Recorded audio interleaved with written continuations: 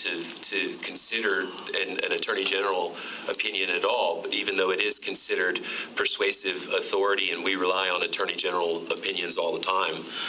But I just wanted to kind of put that in there, sort of a little disclaimer. We're going to talk about the 2 district court opinions that I've found that specifically mention this. So those are the only ones that we can really rely on. And then the circuit court opinions and Attorney General's opinions, we can just consider them to be persuasive guidance. So for the district court level, this was one, I guess, kind of the first big case that came through on this preemption, City of Miami versus Airbnb.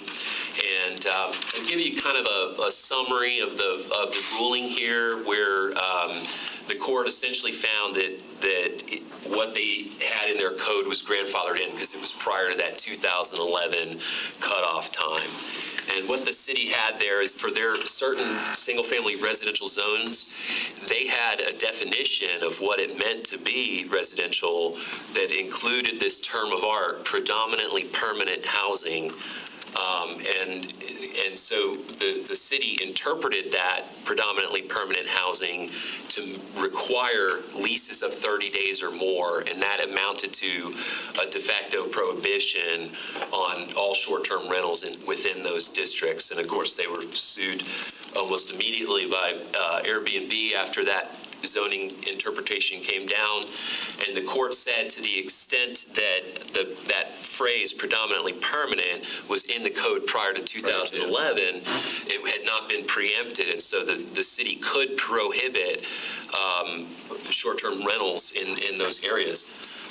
But the court went on to say that the zoning official's interpretation of that phrase, 30 days, requiring 30 days or more, kind of went beyond what that phrase actually says. And so the court said that they kind of exceeded their authority, and they cited to 2 specific examples where the housing would still be predominantly permanent housing, but not have that 30-day lease issue, and one of them is for a mother-in-law. So if the person is living in a primary structure and renting out the mother-in-law in the back, that would still be predominantly permanent housing under the plain language of that term.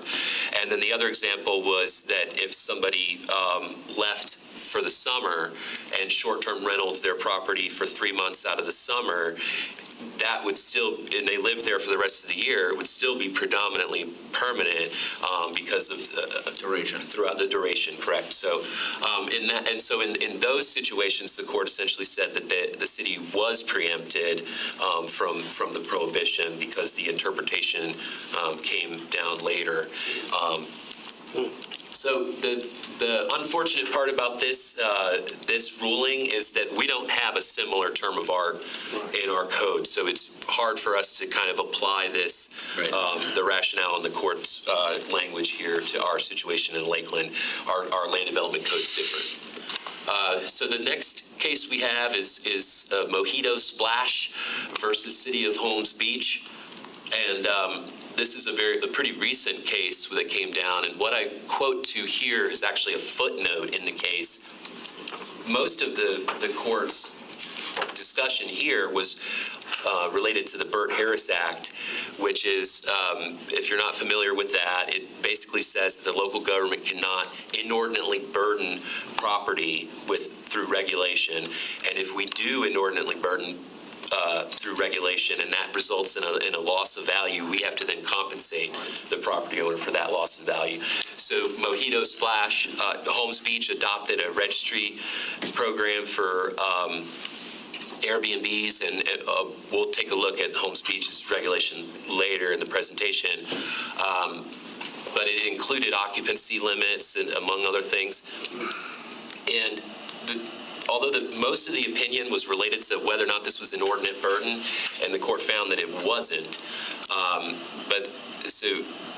There's a couple of nuances about this opinion that also don't make it extremely helpful, and one of them you can see in the footnote is that they're referencing a 2009 amendment. So there was to the comp plan that was essentially the basis for the new regulation. So there was some question about whether that comp plan amendment grandfathered them in anyway. So, but the court does note, and the reason why I highlight this footnote is because it said the court specifically calls out the 2014 amendments where occupancy was specifically removed from the statutory language, and presumably that means that regulation of occupancy is on the table now.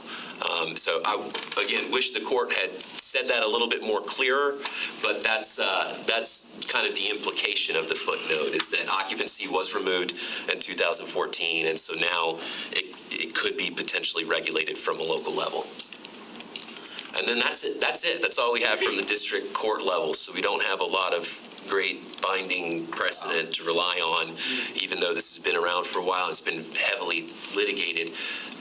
I don't really know why that is. Some of these circuit court opinions, the District Court of Appeal doesn't have to write an opinion on it. They can just approve the lower court's decision without writing an opinion. And so then you don't get that guidance that you want, but the controversy may get resolved that way.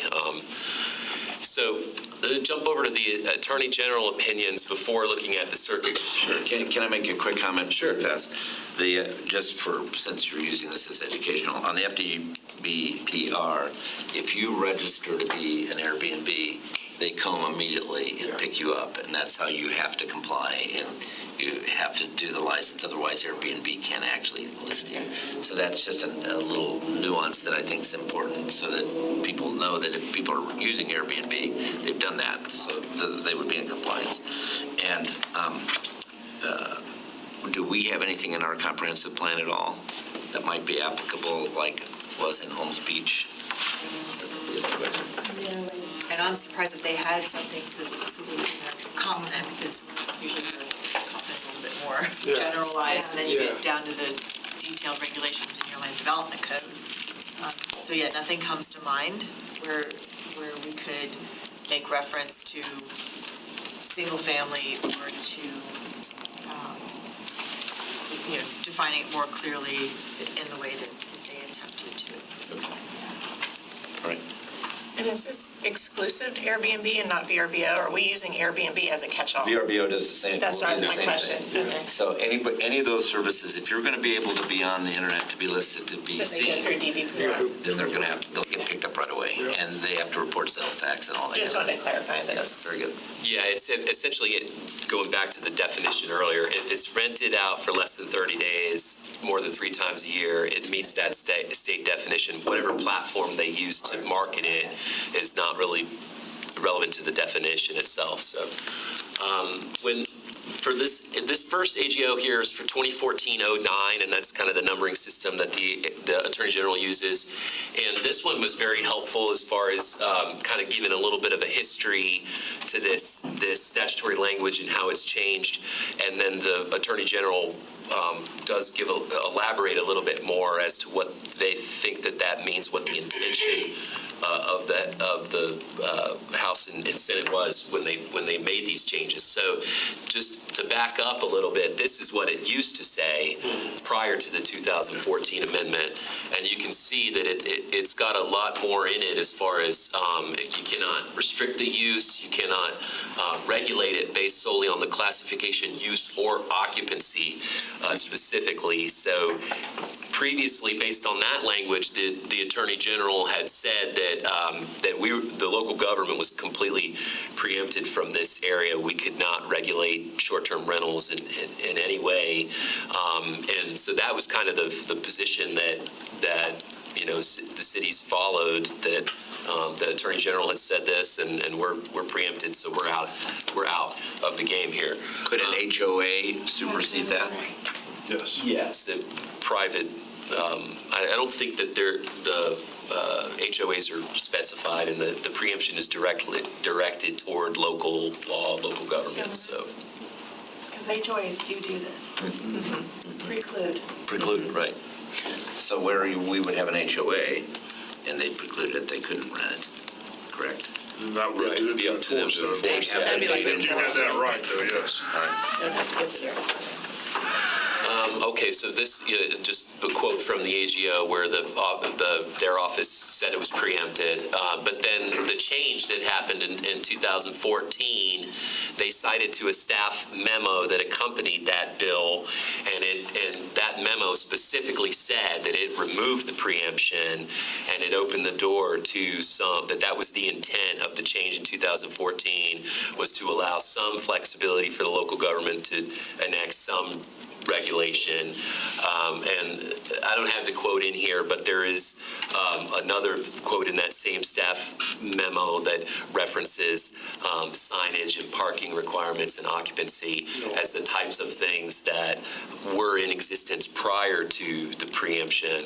And so presumably the intent was to restore the local government's ability to regulate for those particular things, as long as the local government does not prohibit them or regulate the frequency or the duration of the rental.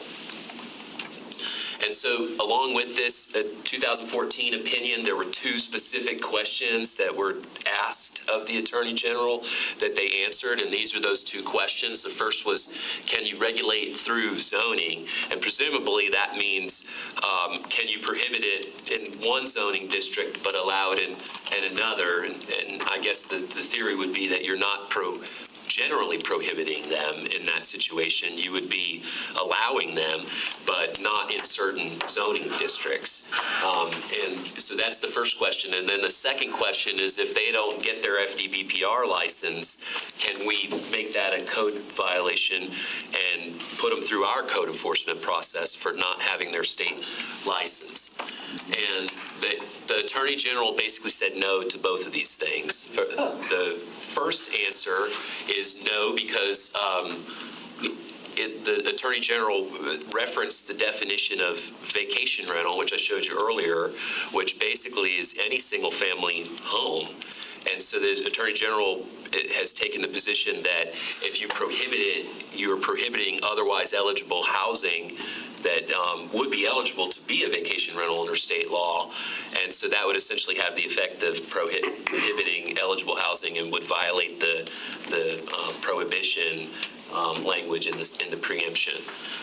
And then as far as the making it a code violation for the state not to have your state license, they said that local law enforcement can assist the state, but that we don't have jurisdiction to enforce those particular state rules. It's not like the fire code and the building code where we have local officials who are specifically designated to enforce those state codes.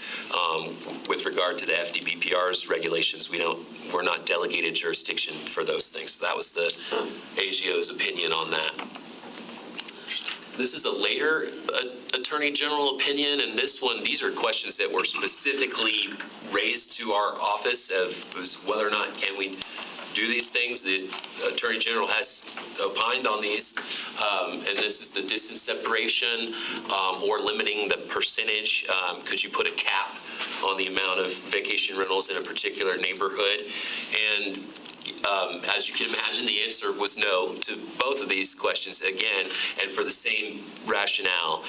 The Attorney General is interpreting this preemption to mean that even though it says we cannot prohibit, they're adding the effect of prohibition into that as well, in the way that they interpret that. There's some more in-depth rationale in these Attorney General's opinions as to why the Attorney General believes that the effect of prohibition would be included in this, but I'll spare you of the weeds of that legal analysis. Just suffice to say, the Attorney General believes that the effect of prohibition would be included in this preemption.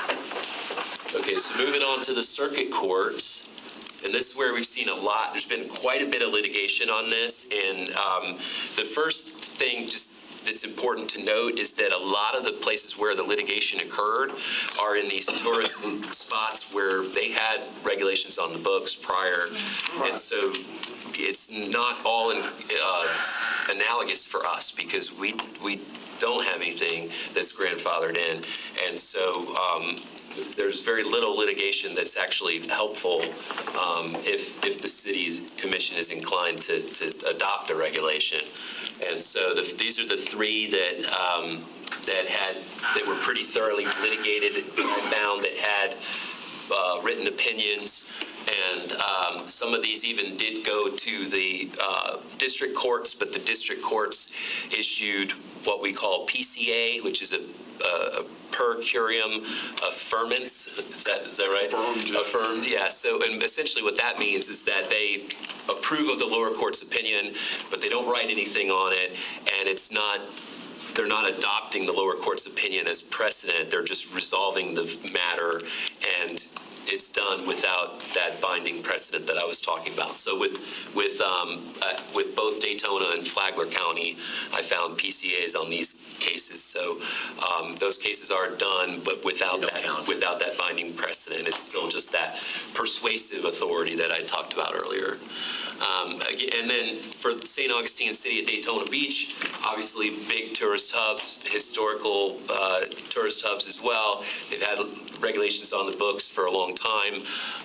With St. Augustine, however, they've had short-term rental regulations for a long time, but they did adopt some new things and a registry and things like that. So that kind of opened them up, and that's where they ended up in litigation. But ultimately, what you see, I think I mentioned this with the City of Miami case, is that even if you change your ordinance or you renumber it or move it to a different place, as long as the substance of the ordinance remains the same, the court interprets that as a continuation of the original law. So that doesn't affect your grandfather right. If you change that law in substance, then that would impact. But in those cases, the courts found that those cities did not do that.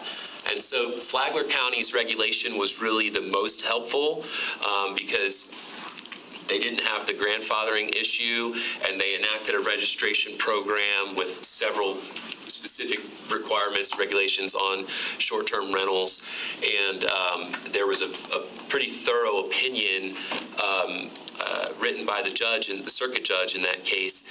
And that opinion essentially became the basis for most of the post-2011 regulations that I've found. So all the cities that folks had mentioned to me that where a regulation was adopted, Bradenton, Anna Maria, Holmes Beach, Sarasota, those all were modeled after Flagler County once this judge's opinion came out and approved of that regulatory regime.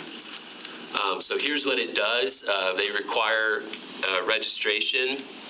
You got to pay your business tax receipt. You've got to have scaled interior and exterior drawings with proof of septic capacity, if that's applicable. That means that you would have to hire a design professional to draft a plan and stamp it to submit for your application. So that's a cost that these operators have to bear. They've got to submit their draft rental agreement. There needs to be safety signage posted throughout the rental unit indicating where the exits are and things like that. There's got to be a hardwired smoke and carbon monoxide detector. Every sleeping room must meet the Florida Building Code, and I presume that to mean that there are size requirements to these bedrooms and that they need to have windows that are big enough for a person to escape. And then there's a mandatory annual inspection. So before you apply, you have to have your unit inspected. Can't have any code violations on the property, and that's before you get your certificate. And then each year when you renew it, you have to get that inspection again from the county. And then you have to designate a responsible person who's available 24/7, and they have to be able to get to the property within 2 hours if there's a complaint, and they're required to visit once a week.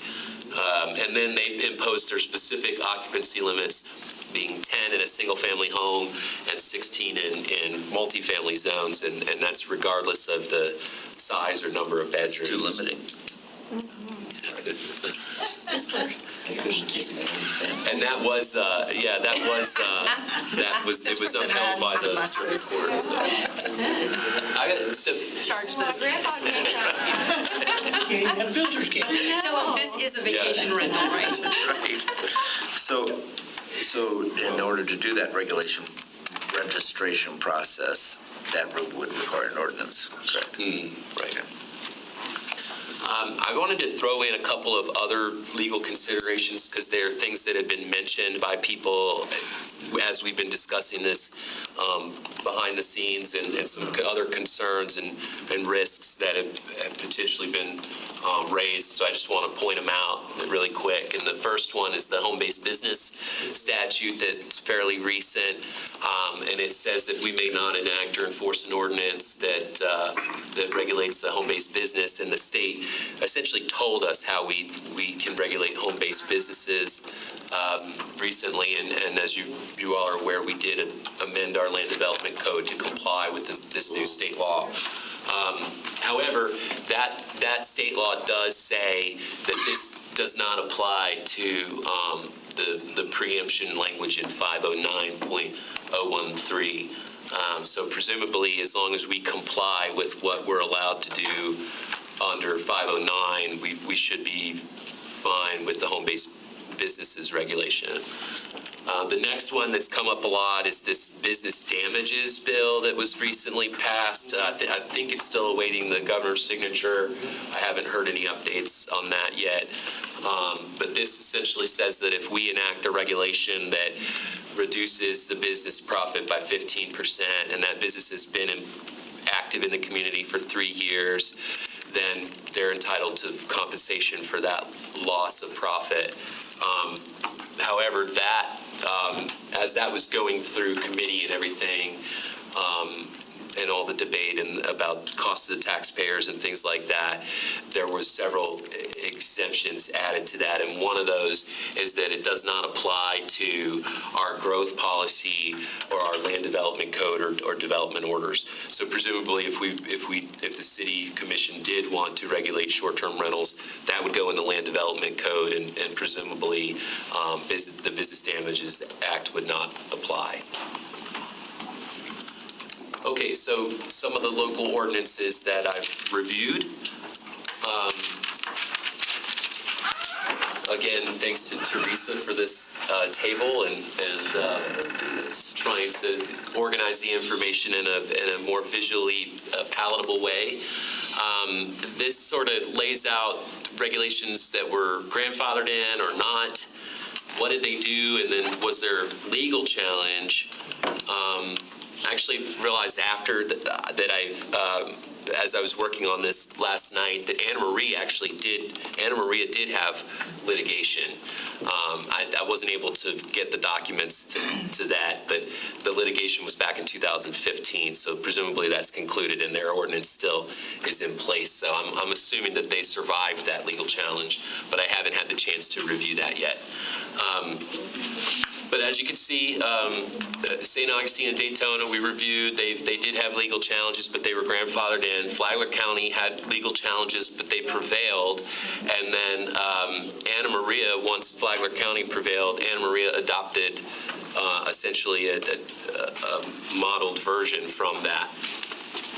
And then I was asked to look at Ocala, Gainesville, and Winter Haven, so I did, but they don't have any regulations, but I just threw them on the table anyway, just so that in case people were wondering how do they do it in Ocala or how do they do it in Winter Haven, they don't do anything there. And I confirmed that both by looking at their codes and by contacting their planning departments. And in the case of Winter Haven, I actually spoke with their city attorney. So they don't have anything on the books. So just some examples, because I think occupancy is kind of the big one that comes up a lot. And so here's just the examples of the different occupancy limits that local regulations have put in place. Some of them are based on the amount of bedrooms, and then they put a total person maximum.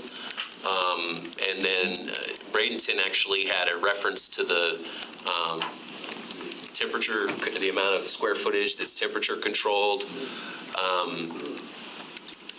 all of them allow for a property owner to grandfather in a higher occupancy rate if you were renting it with higher occupancies prior to the local regulation. And that came from the judge in the Flagler County case, where the judge said that there's a constitutional provision that says the local government cannot impair the obligation of a contract.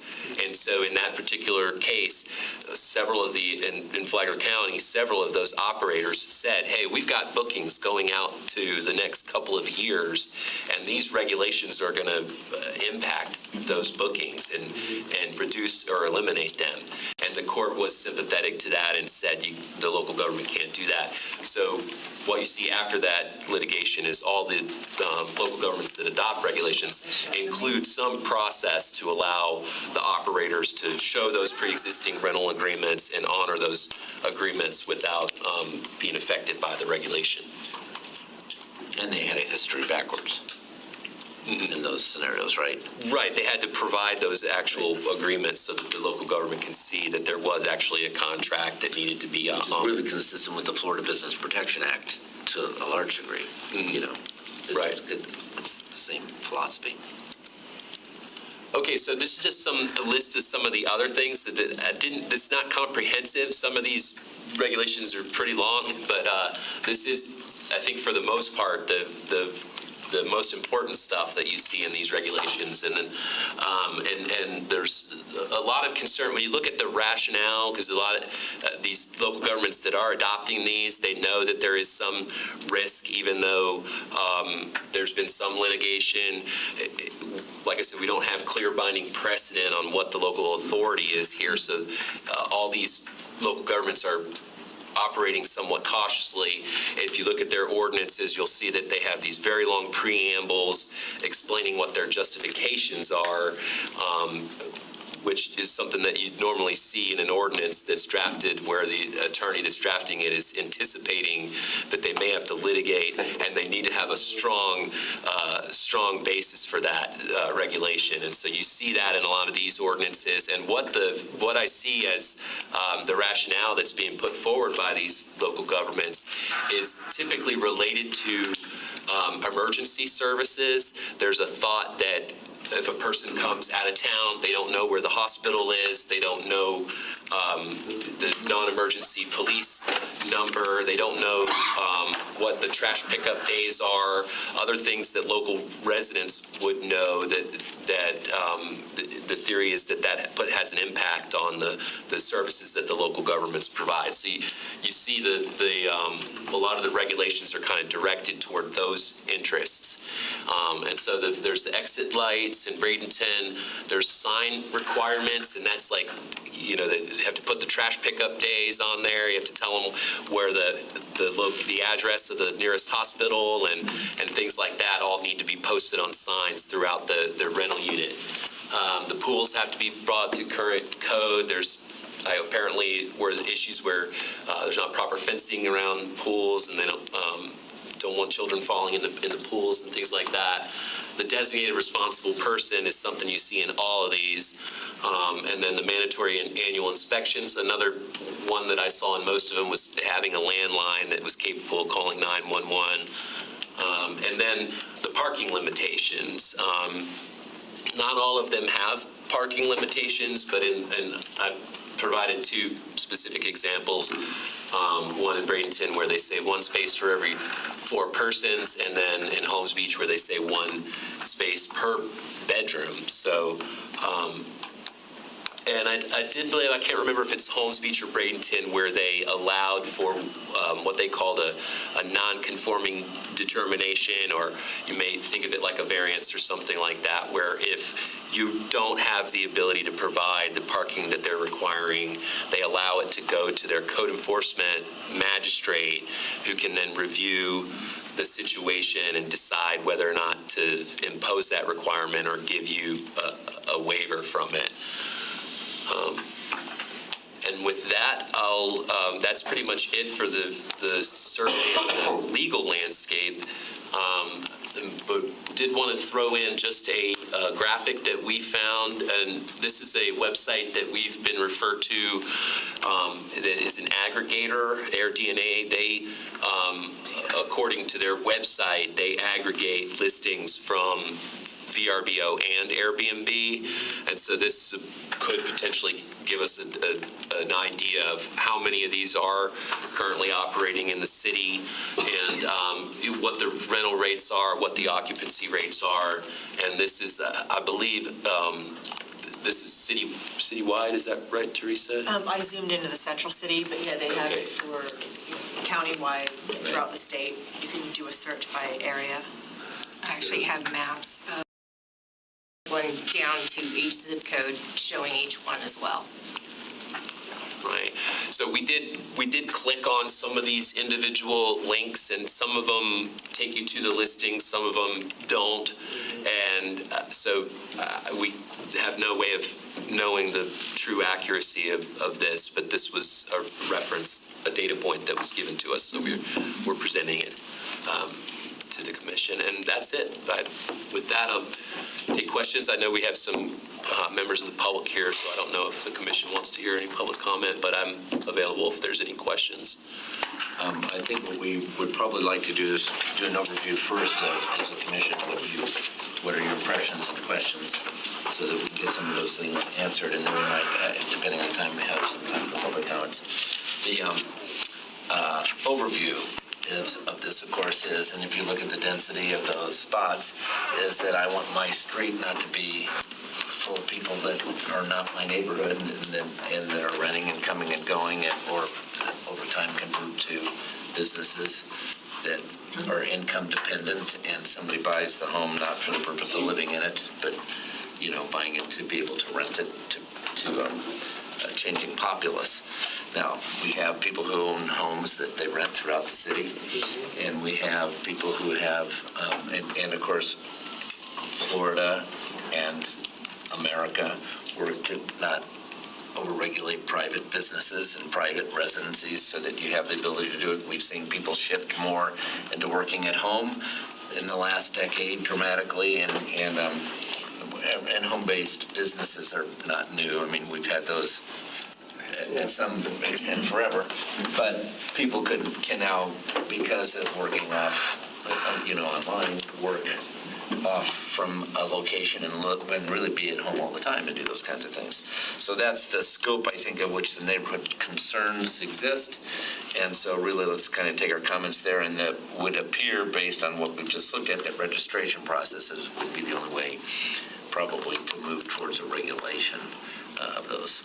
So, Commissioner Walker. Well, my question, I guess, Mr. Mayor, thank you, is probably directed City Attorney, of course, and that is, we continue to find, as I've sat with my tenure with Baltimore cities, short-term rentals being a hot button item the last 5 years. And majority of that discussion, majority of the situations we've seen come from the communities that, have some of the things that we don't have, because they're close to the water, the coast, that kind of thing, and those amenities that we don't have. And you're talking about on a statewide basis. Statewide basis. Yes. So I'm asking, if we continue to see that kind of discussion 5 years now, continuation with things these cities are saying, or these communities are saying they're being preempted, can't do certain things. But then we come and say there are certain things that we are limited to be able to do. I wanted one of those things, and I thought that you could regulate parking. I thought you could regulate noise and that kind of thing we could do. So where are You mean as we sit today? Yeah, well, where are we today with what can be? And how can we make it? How can we as a commission want to even have that discussion to go that way? But we've seen examples of local governments that have adopted these registration programs and then imposed parking requirements, occupancy limitations, designated responsible parties, emergency lighting, signage, things like that they require. And some of those programs have survived litigation, but we don't have, that litigation has not gone up to a level in the judicial system that we can rely on it from a statewide precedent perspective. So there's some, if we follow that model, there's still some risk there. And with regard to specific things within those regulations like occupancy limitations or parking requirements, if you look at what the Attorney General's office has been saying, is that any regulation that would have the effect of prohibiting an otherwise eligible house from being used as a vacation rental would violate the preemption, according to the Attorney General. So if in theory, applying that rationale to an occupancy limitation or a parking limitation, if those limitations were so onerous that they amounted to effectively prohibiting someone from operating a vacation rental, if you agree with the Attorney General, or I guess I should say if the court agreed with the Attorney General's rationale, then those regulations would not survive litigation. But unfortunately, because of the lack of the Supreme Court or District Court precedent, I can't give you a 100% answer as to what we can do locally to regulate these things with 100% confidence. Well, going back to what even the mayor said, but then what about, even registration? How would it, in our situation here in Lakeland, be able to do something even on that particular kind of scale? Could we require registration or? From what I've heard, so registration is something that a lot of the local governments are doing. Every ordinance that I found, particular to the short-term rental, has required a registration and an annual inspection. And I think it's probably fairly safe. I haven't heard a lot of, in the news reports that I've read, I haven't heard a lot of pushback from the operators as to the registration itself. They already have to register with the state. So I don't presume it to be a huge burden for them to also have to register with the city. I haven't heard a lot of pushback about that. What you see a lot of the pushback is with regard to the occupancy limitations. Some of these other more specific regulations that are imposing hard costs onto the operators, a scale drawing. You have to hire an architect to come and draft an as-built plan of your house. That's a pretty substantial expense in order to get a certificate. So that's where you see a lot of the controversy is on those kinds of regulations, the parking requirements that they may or may not be able to meet, the occupancy limitations that affect the amount of money that they can make off the property. Those are the kinds of regulations that you see controversy on. I don't know if that was all of your question or not. Yeah. To your first question, though, I think what exists today is noise ordinances and blocking traffic. Yeah, and to be clear, our code enforcement property maintenance requirements that apply to all properties, those apply to vacation rentals the same. Exactly. Our noise ordinance applies the same. I was gonna say, yes. So it's not like it's a complete free-for-all. Thank you. Okay, Commissioner McCartney? It's pertinent to Commissioner Walker's, it's just sort of an add-on. So could we pull from DBPR, like the list of everything, just for fact-finding? Does DBPR share that with cities to say this is what you have? So if you're looking at that data page that you showed, which seems good, but if you can't find exactly, could y'all look at that as a staff and just sort of see how many there really are and who's registered? And because I feel like if people are playing by the rules, you don't want to be too onerous on people who are trying to have a business, but if that information's already out there, that would be helpful for a fact-finding mission, for me at least.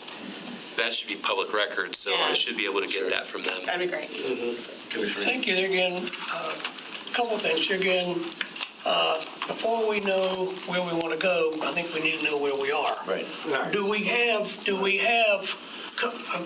we getting complaints of areas? Are we having violations that who would know if we have complaints to the neighborhood or stuff like that? Well, I personally, I've only been contacted by, I think, 2 or 3 folks that who are raising concerns about this issue. City Attorney's Office sometimes receives complaints, sometimes don't. So I think maybe, I don't know if, Sean, if you have a better idea, or Brian. Brian gets a lot of complaints. So. Code enforcement side would. Well, the short answer, Commissioner, is our Code Enforcement Office and the Lakeland Police Department. Okay. And a longer answer is the complaints, the nature of the complaints that we get have primarily been over the existence of short-term rentals, not ancillary impacts to the neighborhood, noise, parking, parties, things like that. They do happen, but not to a scale that has led us to say citywide short-term rentals are causing sort of a disproportionate problem in the neighborhood. Good. Well, that kind of answers the question I had there. And of course, there again, from my standpoint, I think safety is paramount for our citizens and our guests that come here. If to know, sure. I know to call 911 to know where the fire station is or to know where the hospitals are. Do the people that currently have them, do they pay a bid tax like the other host bill doesn't do? So they do pay a sales tax as well as a bid. Comply with that. People have known this coming up. Radine wants to know, do we have any in our neighborhood? I said, I don't know. I know there's some in Dixieland, some friends of ours that have come in and stayed there in Dixieland. And the feature is there's two beautiful views of your house. And of course, again, I am not opposed to a registration, which I think is important to make sure that everybody's following the rules, to have the fire extinguishers in the different places, like an apartment, you have to have, and in a registry, I guess they have to have a business license, or is that the regulatory component that goes with the state, more so. And then if they let everybody know where things were, and I don't think we can really control where they're going to be, other than so many people per bedroom, or we used to go to the beach and shoot. There would end up beds on the floor to go spend the night. Everybody, we go there when I was a kid. What's abnormal about that? Right, what is abnormal about that? You should pile them in. Exactly. Has anyone had 6 kids and their friends before? I'm like, two people in a bedroom. I'm like, what? Crazy rules. Any additional comments? No, I just wanted to make those general observations and just kind of where I'm leaning, per se. Commissioner McCall. Thank you, Mayor. That's what stood out to me, and I think you've alluded to it, Commissioner Walker, is that the cities that have enacted regulations have a much higher volume of short-term rental activity than we do. And so they seem to be addressing widespread problems that they have had in their communities, and I don't see that we are having that. And so I'd be hesitant to really do anything, even a local registry. I'm not sure that is necessary at this point. I would, if I hear more, in the near future from neighbors and surrounding property owners, then maybe. But at this point, I don't know. We don't fall in the same category as some of these beach coastal towns and the things that they have dealt with. And most of it, Commissioner Walker. and I would agree to some extent that my dear colleague, because I think, because of where they're located, because what they have to offer versus what we are. It's different. Yeah. And what's going on in our neighborhood. I've committed myself. Well, and I think it's a fear forward for most of the surrounding residents, not something that we're really having to contend with a lot now. And that's when we open up some comments, we might get some other insights on that. So. And just to add to that, I think if we're going to add our own local regulations, that we have to have a compelling reason for these are the problems that our current ordinances, noise and parking don't address today before we do anything at the local level. Commissioner Reed. I think, again, to piggyback on that, there again, if we address it now, we won't have that 3-year lock-in that we may have to address later on. If you anticipate a problem and we try to set parameters, then we don't have problems down the road. Of course, I saw a lot of pink dots up on that map, but I thought, of course, again, we have the Strawberry Festival, baseball games. We're proximity, Tampa, Orlando. A lot of people I know come here and then go to Disney World, as well as a camper, or go to the beach for the day, stuff like that. So there are more short-term, overnight weekend type things than we probably anticipate. But I think a registry program might not be a bad idea. There again, from the standpoint of, I don't know the complexity of our liability if a house burns and 12 people die because it was a short-term rental and the owner didn't take precautions. And then again, if they come back on us, well, we should have had some kind of protocol to address that. So are you thinking on registry then, from your view, longer term or near term?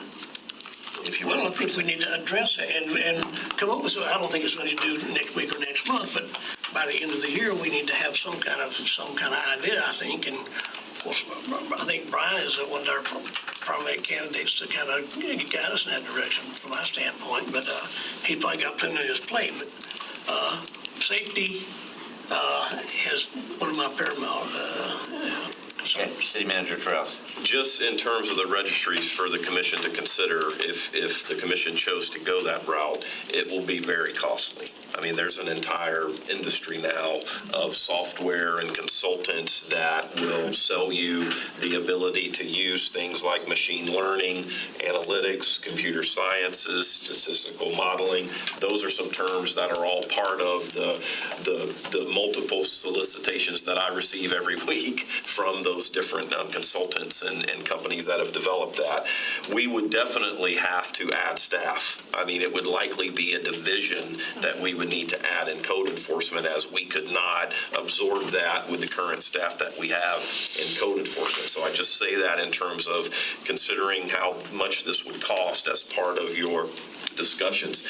The other concerns that we have, and Ryan and I were talking about it previously and just a moment ago, is, some of the regulations that are even discussed would be very difficult for us to even go out and inspect and enforce. I mean, even in terms of occupancy. Right. So we go out to a property and there's 12 people in there and the occupancy is 10, but we can't, they're going to say, well, these two are just visiting, they're not staying for the night, and having even access to the home to make sure that they have the proper posted signs and fire extinguishers and the like. It would require an awful lot and would be very costly from staff time and the resources to implement something like that. So just consider that as well as part of the registry discussion. Commissioner McCarley. I'm just listening. No. Well, the only thing I'm thinking of is that where I have seen it in the county be out of hand is when you look at Northeast Polk and all of those subdivisions that are up, I-4 and 27 north of I-4 and 27 north of I-4 on Highway 27, those have become short-term rentals, and they were designed to be communities of permanent residencies, and that has caused some issues with partying and this, but there's no regulation, or if there's an HOA there, it's not being adherent, so you're losing this community factor. Similar to Commissioner McLeod, I don't feel that we have that groundswell here of having some issues, and maybe we, listening to Commissioner Reed, maybe we should have some forethought in it, but I get more panicky about newer developments where everybody's turning in and there's no sense of community, and so you don't know if your neighbor is someone that's short-term renter and they're just going to Disney World for 5 days, and it's easier to have a kitchen in a house and everybody's spread out and, do that, and cheaper than going to a hotel and trying to mitigate everything. And the Sheriff's Department's had a lot of issues with that from a safety perspective. And that's just, but that's still a different entity, I feel, than Lakeland is. So I'm just sort of processing. Got it. Commissioner Music. Yeah, I think for last sentence, still processing it is where I'm at. I mean, I have, like many of you here, I have a business license. I have a DVPR, couple of licenses, and that has certain requirements for me. If these houses are going to be businesses, right, with the intent of generating revenue, then there should be regulations that they have to abide by to do that. I think we're all thinking that safety is number one.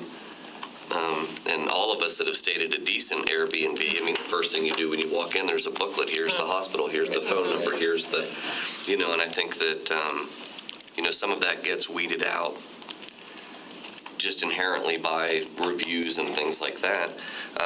But, the flip side of that is we can put all the regulations we want in the world, but I mean, people are going to do what they're going to do. I mean, some people are just going to rent their back shed out to somebody and call it good. So we've got to be careful there. I certainly have no interest in adding staff to be able to do anything like this or over-regulate. But I think we have to start with information. Where are we at? You know, get our community liaison together and say, okay, where are we at?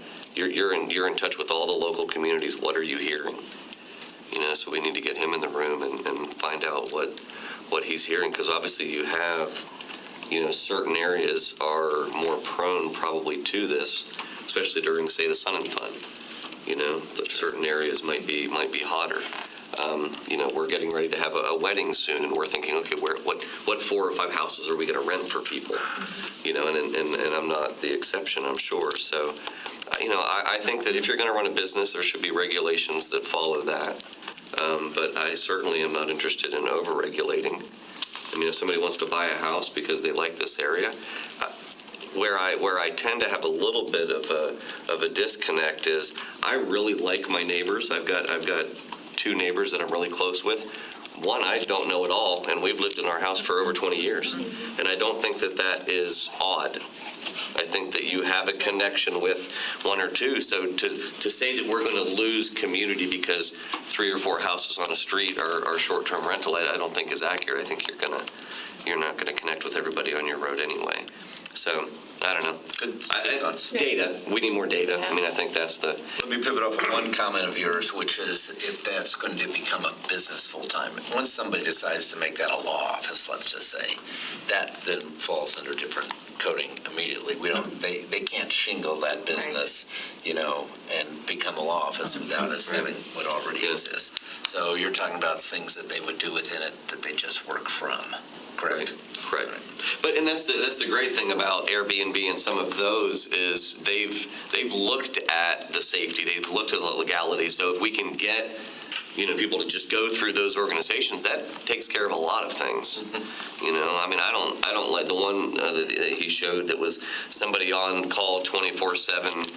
You know, within 2 hours. I mean, that's why you stay at the Hyatt. You know, I mean, but I mean, so I think we've got some work ahead of us if we go this direction. But fortunately, other people have tried to go this road down before, so we do have some info ahead of us. But I just am curious: is it a big problem for a few people?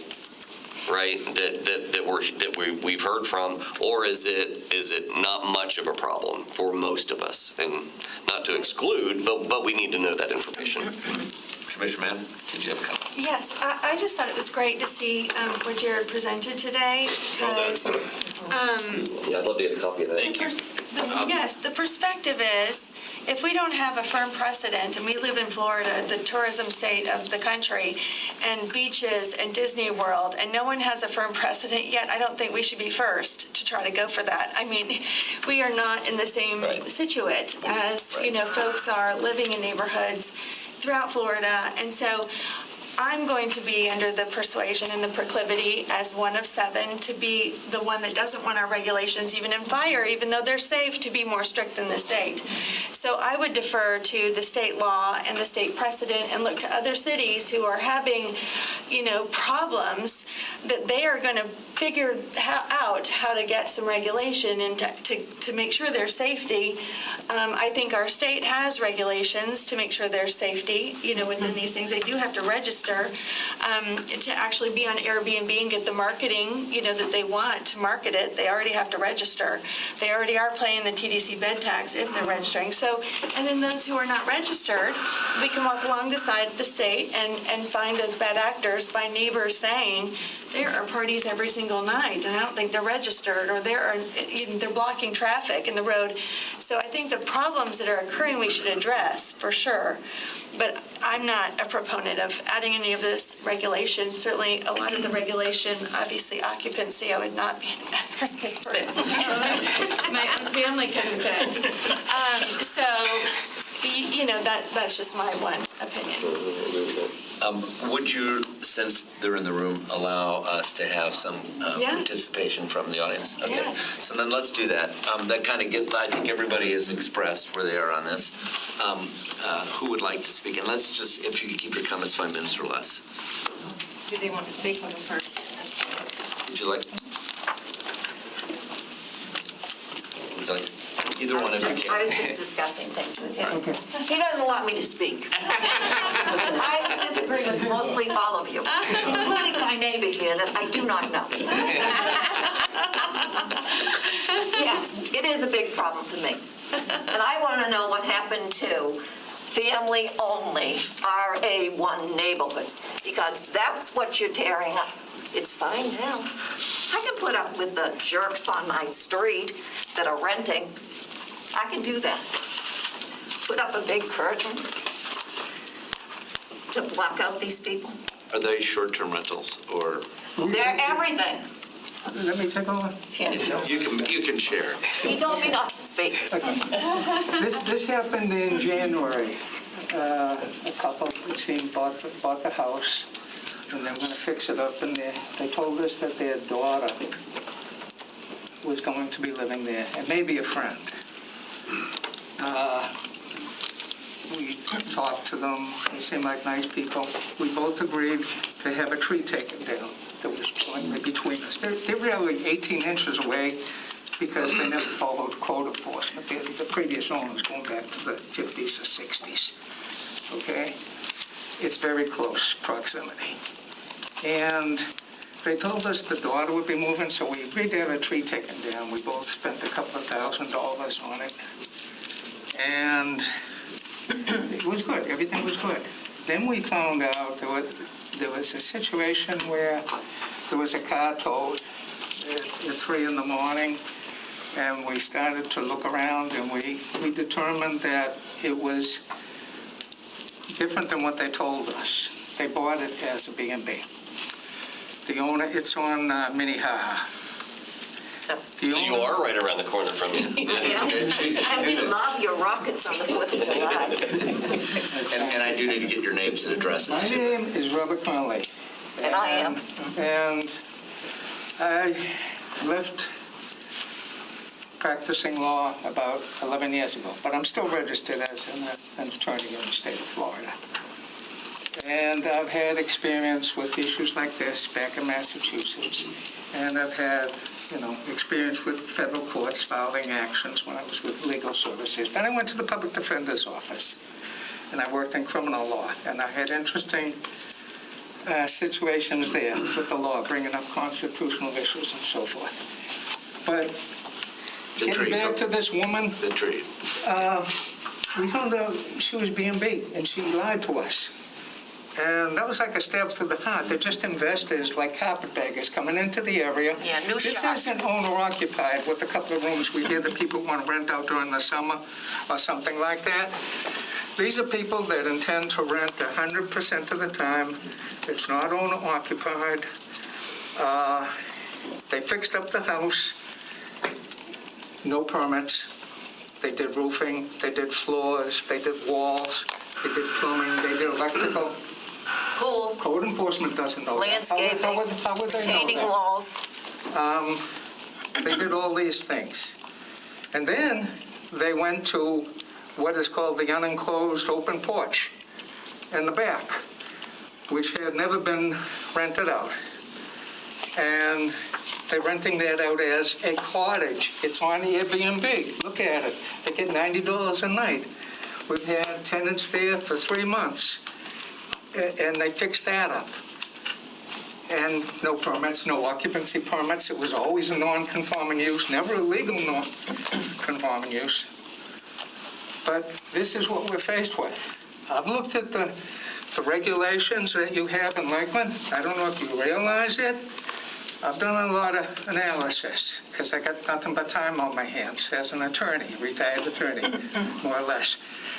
Your regulations allow you to prohibit these things in spite of the Florida statute, which took effective in 2011. Your regulations that existed, the old code, I got a yellow book in here, the old code of Lakeland, it prohibited these kinds of situations in all districts, all single-family, all, I think it's RA, all RV, all, everything else except manufacturing. I got it right here on top. No building, no house in whole or in part will be used or erected for any industrial, trade, manufacture, or commercial purpose. And when it gets to the M1 districts, your code, your old code, and I'm going to go into the new code in a second if I have time, if you want to hear, I don't know. As long as it stays within about Okay. 1 more minute. Okay. It says finally, you can have apartment houses, hotels, residential hotels, boarding houses, lodging houses, tourist homes, and dormitories in M1 districts. And that's it. That's the first time. It's blank for everything else. They're prohibited everywhere else. That's prohibited. And even in your new code, the new development code, it talks about if it's in blank, and I've got the blue sheet. Nothing involving short-term rentals is allowed in all the residential districts. Nothing. And in fact, you term it as commercial uses.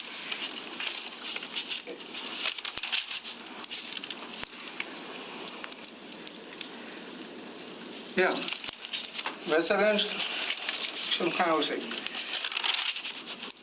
rooming houses and hostels and similar issues are allowed in 2 commercial districts under your new code. Also of note is the fact that bed and breakfast, motels and hotels are considered to be commercial lodging values. Now, you never mention the word vacation rentals, which is what the statute does, VRs. Anything that was in effect before June 1 of 2011 is valid. Your old code had that firmly in place. Nothing can get in.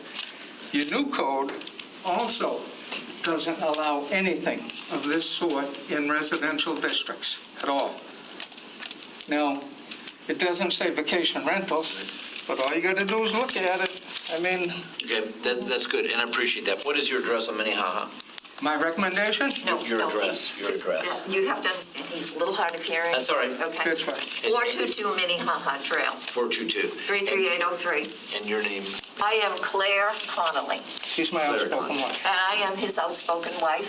And I All am right, not, you're in great- and when you talk about people who are adversely affected, you know, oh, I want to be a good neighbor, never tell this it's a B&B. Yeah. It's for her daughter. No, that doesn't seem... And there is a problem. There's a problem with how close their accessory building is to our property. Okay. 2 feet. Good. Thank you. And it's a Appreciate cave. We slap a garage door on an open patio, and then we call it a cottage. that. Thank you. Appreciate it very much. Melinda? Good. Yeah, they don't want to listen. Just say your name and address, please. My We'll name check is Catherine Levasseur, Kathryn. My last name is Levasseur, Levasseur. You're used to doing that, aren't you? I am very pleased to be here amongst you all. My address is 2917 Oxford Avenue in Lakeland, 33803. And I am new to the area. I came from Huntington Beach, California. I've been doing Airbnb since 2015 in Huntington Beach. I have a lot of experience. I'm a community leader, along with Melinda here, as of yesterday. And I'm also an Airbnb ambassador. I know Airbnb supports local business. They pay the taxes. I would totally support regulations that enforce, good behaviors in neighborhoods.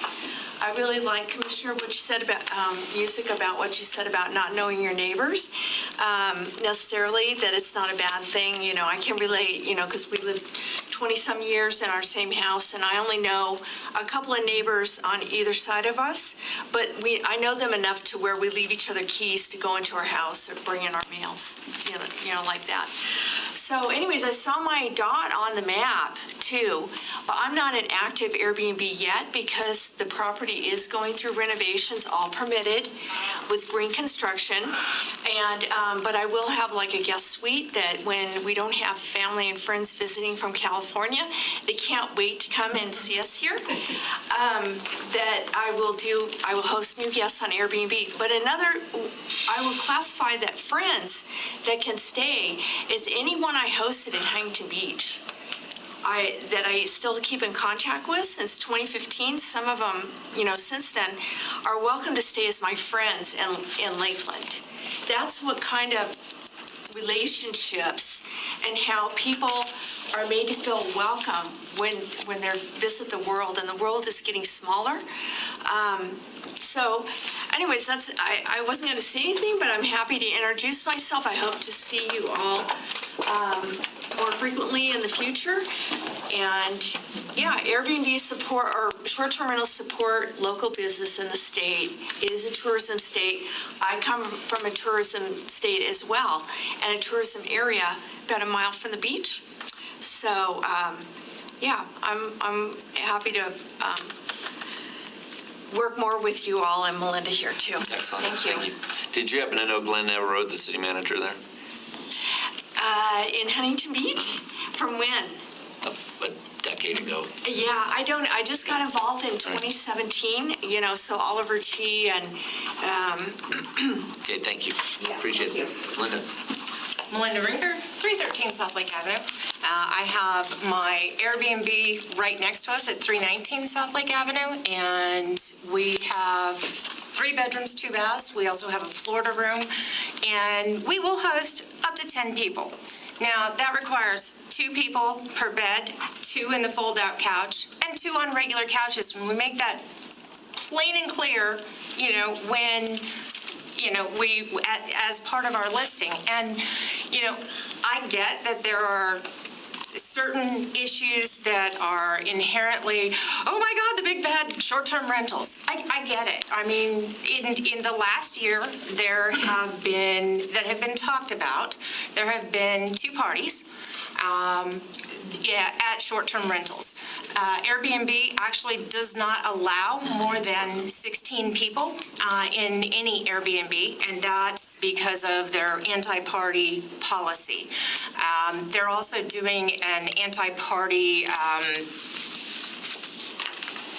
thing right now, don't know what to call it, where if you have had a bad review, and you don't maintain a high review as a guest, you actually cannot rent a home over certain holiday weekends because you're more likely to have a party. So they stay away from, especially over certain holidays, they stay away from single day bookings. Mine is a minimum of 2 days anyway. But, you know, I did some looking into all of the issues and the emails back and forth, and with a records request, and I know that Billy Townsend's letter stated that, oh, there's almost 200 short-term rentals in 33801 and 33803. The actual number is 188 in those 2 zip codes, with 71 in 33801, and this is on the AirDNA website, and 117 in 33803. But if you look at those maps, those are much, much larger than the 2 neighborhoods that they specifically pinpointed, which are the Lake Morton Neighborhood Association and Dixieland. In the Lake Morton neighborhood, and I've got a breakdown of entire homes and private rooms. Lake Morton actually has the most, and it's nowhere near 200 or even 188. There are 42, according to AirDNA, homes and 14 rooms for rent. in Dixieland, and this is with me zooming in on the map and physically counting each of these. In Dixieland, there are 18 homes and 3 rooms, private rooms available. So to say that the big, bad, scary has been over-amplified is very accurate. Yes, things happen. Yes, parties happen. Yes, every once in a while we have a bad guest that comes in and destroys property. We had 3 chairs broken. Someone urinated in the tub and left it for us because they were mad that they booked for 4 people and they brought 7 in, which would have cost them extra. So they left us a mess to clean up and things to fix. I get the whole parking thing. I have parking maps in 3 locations at the house, and they still can't figure it out. I get it. Don't park on the driveway. Park, at least 15 foot behind the 2-story. No, they park right beside the 2-story. I mean, I get it. Things happen, and people are not going to always follow the rules and all of that. I get the whole thing of noise and parking on the street. For the last year, we had 91-bedroom apartment put in right next to us. How many times did I call the city? A few. A few. Y'all know me now. Poor Chuck. And these people still, the delivery people block my driveway because they're okay with blocking one person in, but God forbid I block the driveway of the other building where they're actually delivering to. That'll block 100 people. I'm sorry, that's not my, place, etc. So I get the code enforcement, and parking issues. And noise ordinances. I mean, 5 hours that the guy in the apartment played a concert level loud, I don't know what it was. And we called Lakeland PD to come and take care of it. They had to come out a couple of times, and after the first time the guy comes out, he goes, I still got 10 hours left in me. So I get that there are issues.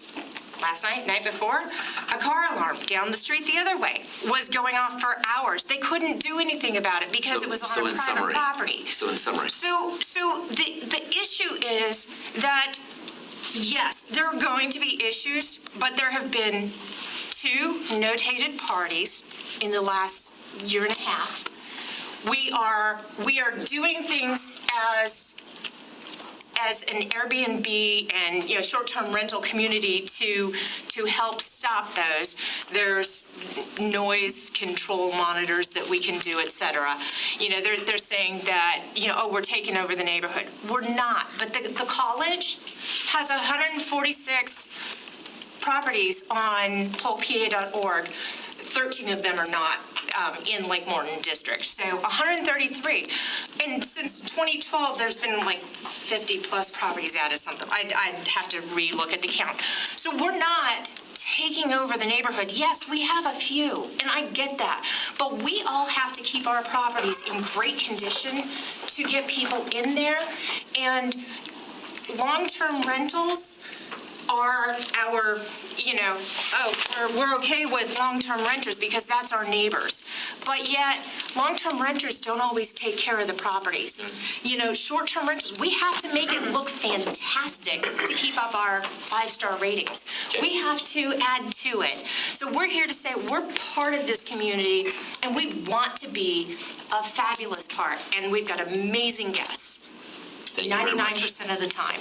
So, let me just do a quick wrap on this and then tell me if we're out of bounds. It would seem to me that this has been, by the way, very, very informative, Jared, and I think you did a great job. Thank you. Wrap up and appreciate your help with that, Teresa. That we are sensitive to the need, not interested in doing something proactively short-term as a majority, and certainly want people to let us know if they have issues, and if there's noise issues, and if there are non-compliance issues, like you have stated, and if there's traffic blocking issues, that we want those things to be addressed. We don't want people to suffer under those, but we do not have the predominance of instances that would cause us to want to take action short-term. Is that correct? Yes, yes. It is. I would like to take it maybe one step further from an investigation standpoint, and I know this doesn't encompass every neighborhood because we don't actually live in a neighborhood, but to get with Jonathan and see if he can do something in the communities that are under his purview, which would be the historic areas, which probably has more, and just get some information. What's the actual community? Because the people that come here are always the people that are against or for very passionately on either side, as opposed to giving a very general swath of the hundreds of people that live in there. I go back to your question, how big of an issue is it citywide as opposed to individually? Well, and we could attend an association meeting as well, ourselves, and ask that question. Yes. Thank you. They're going to ask, ironically, I was with one of the board of directors of Board of Realtors yesterday, and we spoke about it a little bit, and I'm sure they have a finger on the pulse of it to some degree, so I will get with them in addition and see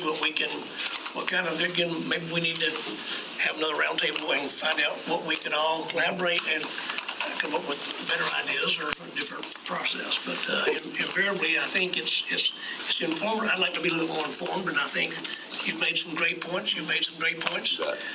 Unfortunately, I've got a house next door to me that it's all single-family residence, and the guy turned into a he's got 3 renters there, and he's got 3 separate renters and cars, and he's made a triplex out of a single-family home, and code enforcement says they can't do it. He did all his own. I don't know what I can do about it, but it is what it is. And that's not new news. No, that's not new news. That's old news. It's been that way for a couple of years now. So, but they're long-term rentals. They're not short-term rentals. They're permanently type thing. You had one other comment? I was just going to say, the problem is the problem. The problem is that when you have somebody comes in that doesn't pull permits on their property, that doesn't do those things, those are the problem. The people that are doing a great job, we probably don't even know that they're Airbnbs. Right. Amen. Right? I mean, that's so the problem we're speaking about is really larger than just the rental. It's all of the ancillary things that come with those kind of things. So I'd love to approach that in a lot of other areas. So I'll talk to you afterwards if you guys have a minute.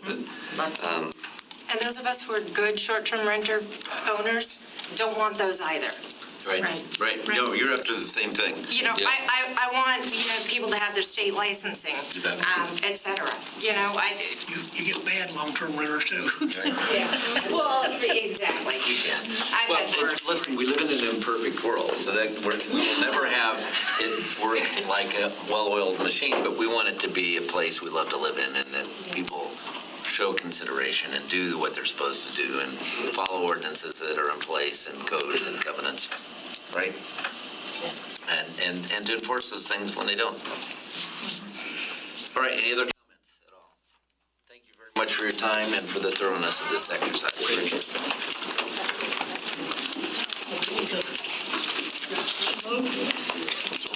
Just way down. Just right